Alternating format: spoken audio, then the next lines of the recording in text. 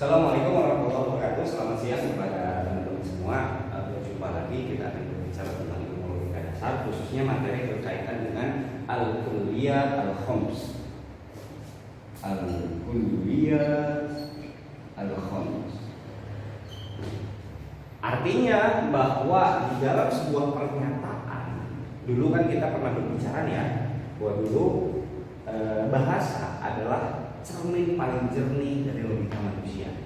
Artinya apa yang terucapkan oleh seseorang itu mencerminkan bagaimana pola pikir yang bekerja di dalam alam pikirnya. Maka dari itu bahasa itu adalah cerminan paling jernih dari logika manusia. Nah, karena dia melibatkan unsur bahasa, otomatis bagaimana kita mengukur apakah sebuah logika itu memadai atau tidak terjadi logical fallacy atau bagaimana, itu bisa kita cermati bagaimana dia membahasakan sesuatu. Jadi ada fakta, ada pengetahuan ataupun apapun itu, fakta politik, fakta ekonomi, fakta filsafat, fakta apapun itu, kemudian dia membahasakannya, maka kita bisa mengukur logikanya kacau atau tidak lewat pernyataan. Nah, sementara pernyataan itu kan mengandung unsur-unsur unsur-unsur yang khas di dalam sebuah pernyataan, apakah berkaitan dengan objeknya, siapa subjeknya, apa keterangannya dan sebagainya. Dalam hal ini ada 5 hal yang perlu kita cermati ketika kita berbicara logika yang sudah terbahasakan. Yang pertama berkaitan dengan kuliyatul khams, itu ada yang dinamakan dengan al-jinsu. Al-jinsu ini bisa seringkali diistilahkan di dalam logika umum itu dengan genus. Kemudian yang kedua, unsur yang kedua di dalam logika adalah an-naw', atau istilah lain sebagai spesies. Yang selanjutnya ada al-faslu, atau istilah lainnya adalah diferensial, pembeda, yang membedakan satu hal dengan hal yang lain. Otomatis apa yang membedakan saya dengan monyet, dengan binatang, dengan pohon, dengan batu, ini menggunakan faslu, al-faslu. Ketiganya adalah bersifat adabiyah. Artinya sangat esensial. Kenapa dikatakan esensial? Karena ketiganya menjadi elemen yang ada pada sebuah objek, ada pada sebuah realitas, kemudian dan tidak dimiliki oleh objek atau realitas yang lain. Ini sangat esensial. Sementara yang keempat, ini kan ini 2, ini 3, ini 4. Yang keempat adalah al-khosoh. Artinya spesial. Kelima adalah al-arad al-am. Kalau ini al-arad al-khos lah katakanlah demikian. Kalau ini adalah al-arad al-am. Al-arad al-am itu adalah nanti kita jelaskan. Ini yang ini spesial, kalau yang ini yang khusus, yang umum. Keduanya nomor 4 dan 5 itu bukan bersifat dzatiyah, tapi sifatnya aradiyah. Sifatnya aradiyah. Aradiyah ini artinya aksidental. Dia menjadi satu elemen yang ada pada sebuah objek pada satu waktu tertentu, tidak melekat pada sebuah objek secara esensial, tapi semacam atribut ataupun hal-hal yang sesekali ada, tapi bisa mencirikan sebuah objek. Nanti kita jelaskan agar melalui contoh agar kita bisa memahami secara lebih sederhana. Baik. Setelah kita mengetahui bahwa kulliyatul khams itu terdiri dari 5 elemen dasar, Kita periksa satu-satu. Yang pertama, ada yang diistilahkan dengan genus. Genus itu kalau di dalam istilah teknisnya diistilahkan sebagai kulliyun afroduhu mukhtalifatul haqaiq. Jadi satu kata umum yang unsur-unsurnya berbeda satu sama lain. Jadi hakikat sebuah objeknya itu berbeda satu sama lain. Contoh adalah istilah al-hayawan. Nah, istilah hayawan adalah genus. Kenapa istilah hayawan dikatakan sebagai genus? Gen ataupun jenis lah. Jinsun itu genus itu jenis, sejenis hewan. Karena apa? Istilah hayawan mencakup berbagai macam hal, berbagai macam objek yang berbeda hakikatnya satu sama lain. Contohnya seperti hewan itu mencakup istilah hewan seperti manusia, mencakup juga istilah binatang, atau di sini kita istilahkan binatang. Nah, kita istilahkan di sini mamalia. Kita istilahkan di sini apa lagi? Selain itu, selain mamalia apa? Reptil dan sebagainya. Jadi istilah al-hayawan itu merupakan jenis atau genus yang mencakup objek-objek atau realitas-realitas yang berbeda satu sama lain. Hakikatnya apa? Apakah manusia, reptil, mamalia sama? Kan tidak. Karena apa? Manusia dia memiliki ataupun sebagai sebuah realitas yang berbeda dengan mamalia. Bukan jangan mamalia, kalau mamalia nanti manusia kan termasuk hewan menyusui. Ada reptil, ada apa lagi? Selain reptil, amfibi dan sebagainya. Kita pakai istilah biologi aja, kita ulangi ya, atau kita ganti. Ada omnivora, ada herbivora, ada karnivora. Nah, omnivora adalah hewan yang memakan dua macam makanan. Jadi yang daging dan sayur-sayuran. Herbivora adalah pemakan tumbuh-tumbuhan. Yang kalau omnivora pemakan daging dan tumbuh-tumbuhan, herbivora adalah pemakan tumbuh-tumbuhan, karnivora adalah pemakan daging. Semuanya ini kan nanti ada omnivora seperti manusia.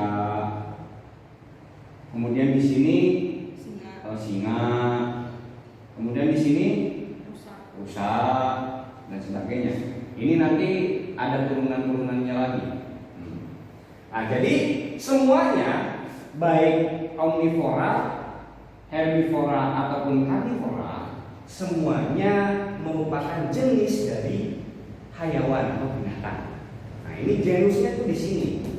Ini adalah genus. Contoh yang lain seperti al-kalimah. Al-kalimah. Nah, di dalam istilah Arab kan ada al-kalimah.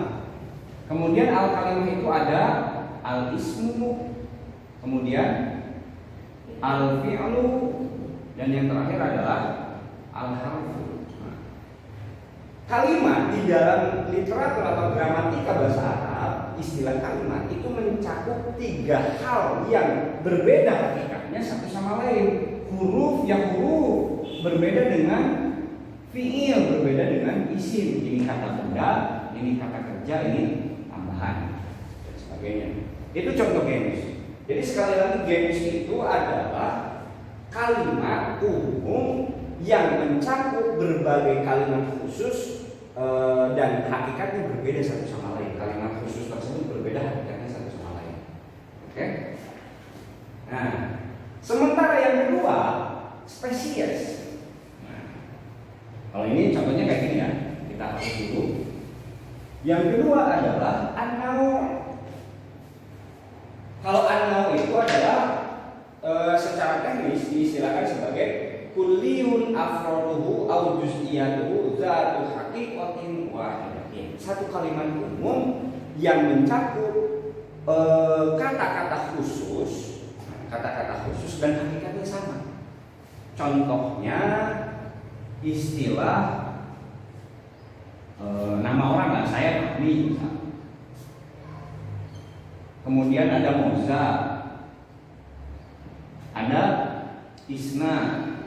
Nah, ini semua adalah realitas ataupun kata yang menunjuk kepada satu realitas yang tercakup di dalam istilah manusia.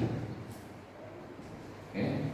Jadi Fahmi spesies manusia, Moza spesiesnya manusia, Isna spesiesnya manusia.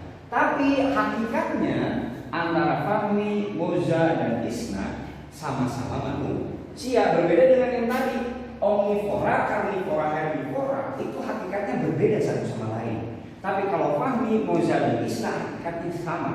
Kenapa sama? Karena sama-sama merupakan manusia. Itu spesies. Nah, kalau di sini binatang itu mencakup 3 hal tadi, kalau manusia mencakup kalimat-kalimat khusus, realitas-realitas yang khusus, cuman realitas tersebut hakikatnya sama. Bisa dipahami kan perbedaannya kan? Oke. Yang ketiga adalah al-fasl. Contohnya atau contoh yang kedua lah, contoh yang lain biar tidak kesulitan. Contohnya adalah alif, ba, ta, sa. Lihat, ada huruf alif ataupun a, b, c, d. Ada huruf alif, ba, ta, sa. Ada a, b, c, d. Ini semua hakikatnya sama enggak? Antara A, B, C, D. Sama. Apa yang mempersamakan? Ini alfabet. Kalau ini hijaiyah.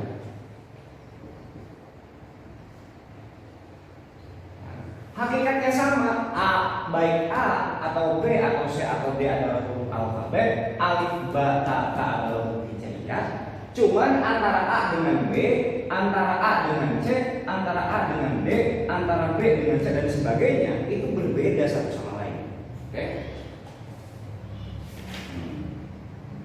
Hakikatnya sama, tapi berbeda satu sama lain. Oke? Berbedanya apa? A ya A, bukan tidak sama dengan B, B tidak sama dengan C, C tidak sama dengan D. Berbeda di dalam fungsinya, tetapi hakikatnya huruf alfabet ini berbeda.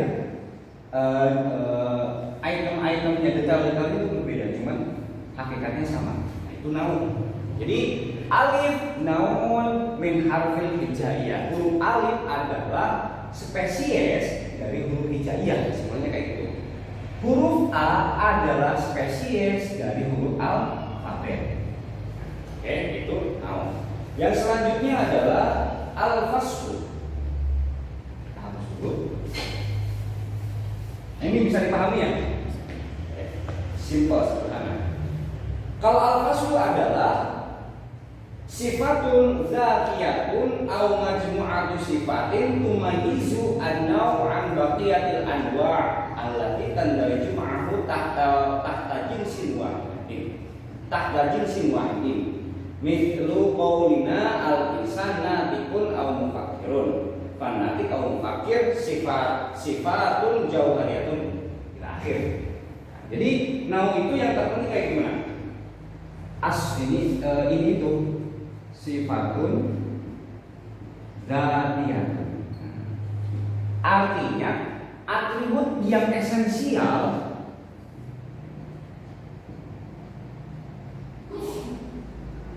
dalam sebuah objek yang melekat dalam. Jadi fasl itu adalah atribut itu karakter ataupun sifat Cuman sifat ini esensial, artinya senantiasa ada dan melekat di dalam sebuah objek. Mau kapanpun, dimanapun, itu akan tetap ada, melekat di dalam sebuah objek, tidak bisa dilepaskan. Contohnya al-insan nautiqun, ataupun mufakkir. Lihat, manusia adalah makhluk yang berpikir, atau berbicara. Kita lihat istilah natik, istilah mufakkir bukan objek, tapi lebih kepada atribut. Dia adalah sebuah atribut. Berpikir dan berbicara adalah sebuah atribut, sebuah karakter yang senantiasa melekat di dalam diri manusia. Dan watak itu, atribut tersebut tidak pernah bisa dilepaskan dari manusia. Makanya dikatakan sebagai as-sifah ad-dhariyah, atribut yang paling esensial. Berbeda dengan berdiri, manusia senantiasa berdiri enggak? Kan tidak, kadang duduk, kadang berdiri, kadang berlari dan sebagainya. Maka tidak bisa dikatakan sebagai sifat esensial. Kan? Contoh yang lain,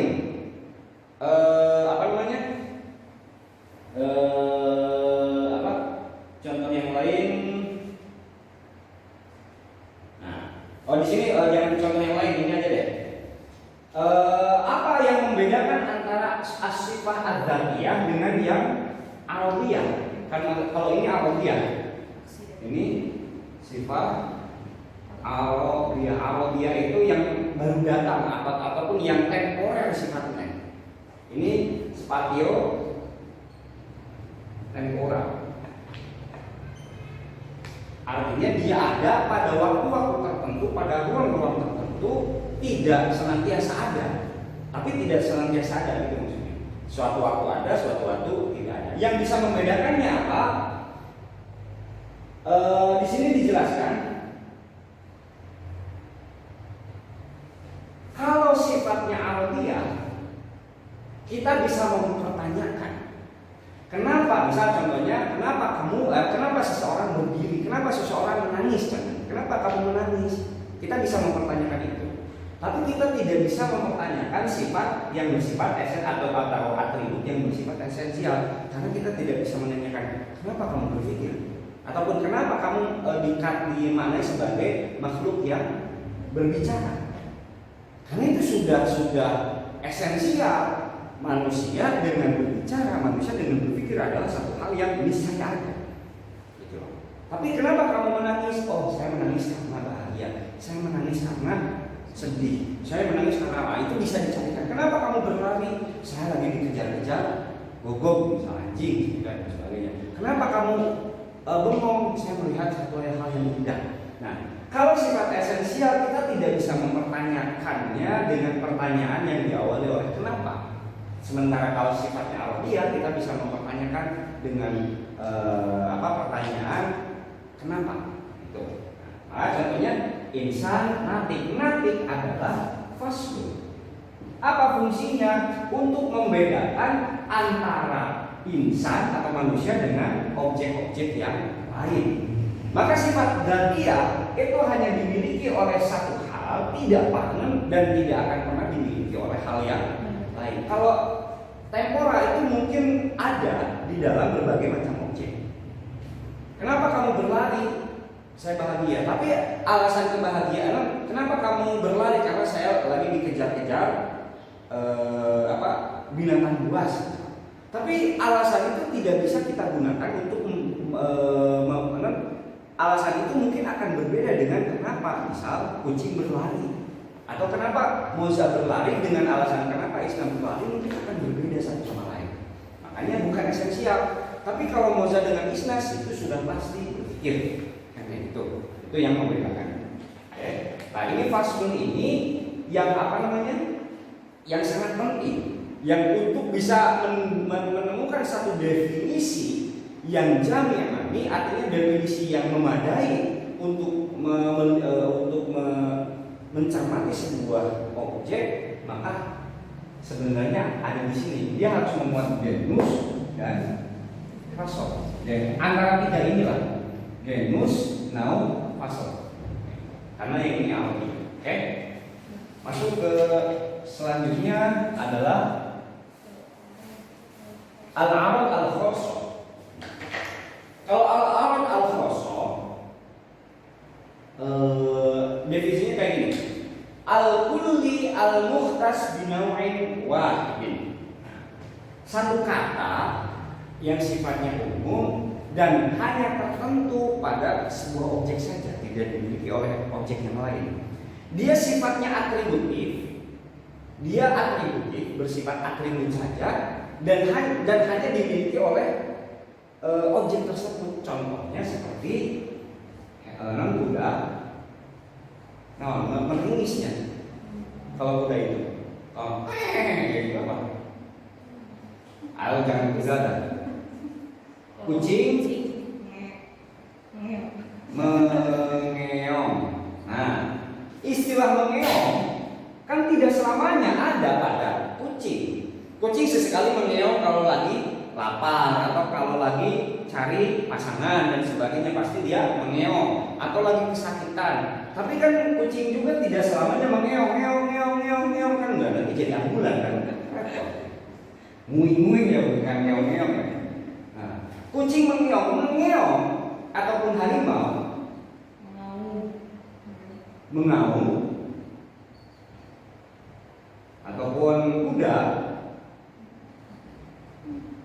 meringis ataupun ayam berkokok, jantan. Nah, ini semua adalah sifat satu karakter yang bersifat spesial, satu hal yang spesial hanya ada pada kucing. Mengeong hanya ada pada kucing, mengaum hanya ada pada harimau, meringis hanya ada pada kuda, berkokok hanya ada pada ayam jantan. Tapi karena dia alfiah, tidak selamanya kucing itu mengeong terus, tidak selamanya harimau mengaum terus, tidak selamanya kuda meringis terus, tidak selamanya ayam jantan berkokok terus. Lantas apa kaitan perbedaannya dengan diferensia? Kita bisa mempertanyakan, kenapa ayam berkokok? Oh, waktu sudah pagi. Kenapa kuda meringis? Oh, kuda sedang lapar, dan sebagainya. Kita bisa mempertanyakan itu. Maka sesekali dia ada, sesekali dia tidak ada. Artinya tergantung spatio dan orang. Tapi ini khusus ya, berbeda dengan al-arad al-am. Jadi berbeda dengan al-am, ini khusus dimiliki oleh kucing. Berbeda dengan fasol, karena mengeong itu tidak karakter yang hanya dimiliki oleh kucing. Berbeda dengan am dan fasol, karena memang hanya kucing yang mengeong, tetapi tidak esensial. Kenapa tidak esensial? Tergantung spasio dan orang. Itu kan tidak selamanya kan. Oke?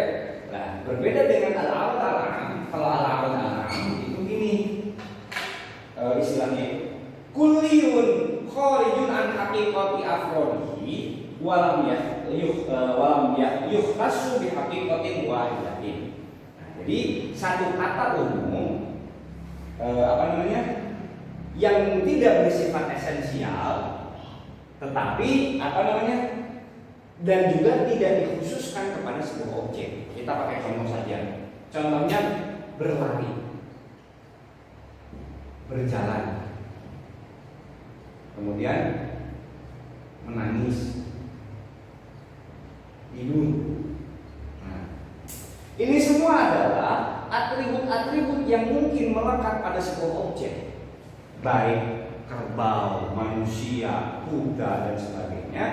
Dan juga tidak ardia, artinya sangat tergantung dengan ruang dan waktu, tetapi tidak dimiliki oleh satu spesies tertentu ataupun satu genus tertentu. Contohnya manusia. Manusia bisa berlari, manusia bisa berjalan, manusia bisa menangis, manusia bisa tidur. juga, kucingnya berjalan juga, kucingnya sekali menangis, kucingnya sekali tidur dan sebagainya. Sebagaimana dulu kita mempelajarinya di dalam, sebagaimana dulu saya lupa kalau fokus ke sini gitu kan. Sebagaimana dulu kita sudah menjelaskan berkaitan dengan kulli sama juz'i, sebenarnya di dalam istilah yang lain yang berkaitan dengan al-kulliyat al-khumsi ada istilah kulliyun bukan jinsun jinsun Nawa bukan, iya an-naw al-ali sama an-naw as-safir, an-naw al-mutawassit.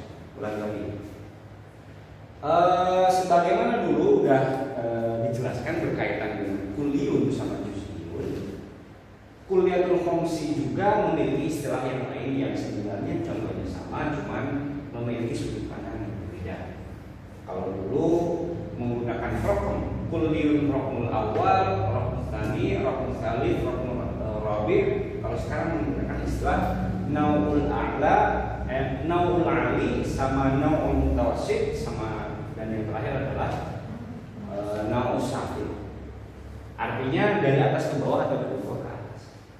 Yang pertama yang dinamakan dengan nau'ul ali adalah satu jenis, satu istilah yang merujuk kepada objek tertentu yang di bawahnya memiliki turunan-turunan yang sangat beragam.